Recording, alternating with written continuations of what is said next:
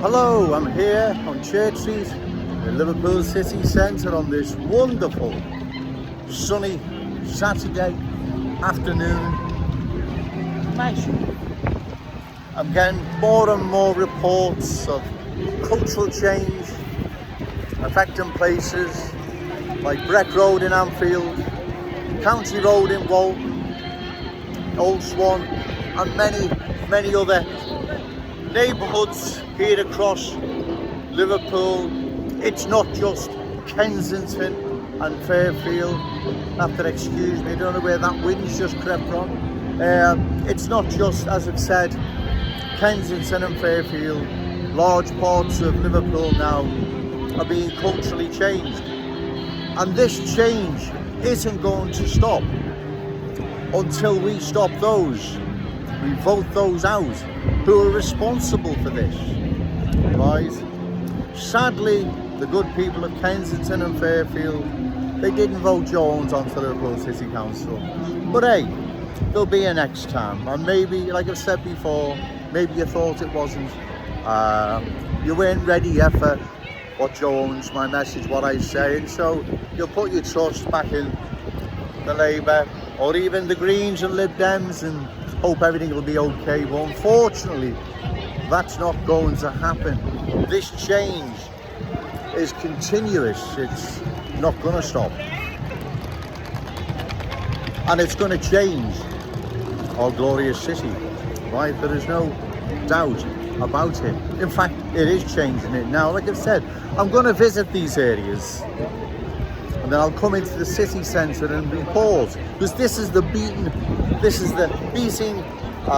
heartbeat of Liverpool, right? The city centre, this is the heartbeat of Liverpool. So I'll go and do my research, go and do my videos, go and talk to people, all my usual stuff, and then I will report back here in Liverpool city centre. Because like I've said, this is the beating heart of Liverpool. It's a fantastic city centre. I love it.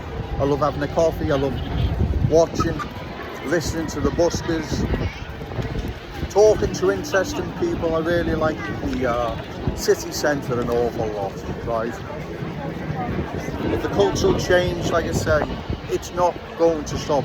There will be a general election before January 2025. I will be standing in the constituency in the ward of Wavertree, which will include Kensington and Fairfield. Those that were not ready for Joe Owens then hopefully will be before January 2025. We don't know when it'll be called, but I'm not sure if it'll be this year, maybe early next year or late next year or January 2025. I don't know, but I know it's not, I believe it's not going to be later than January 25. So from now to then, people now can start thinking seriously about what is happening to our city. The cultural change, like I've said, it's not stopping.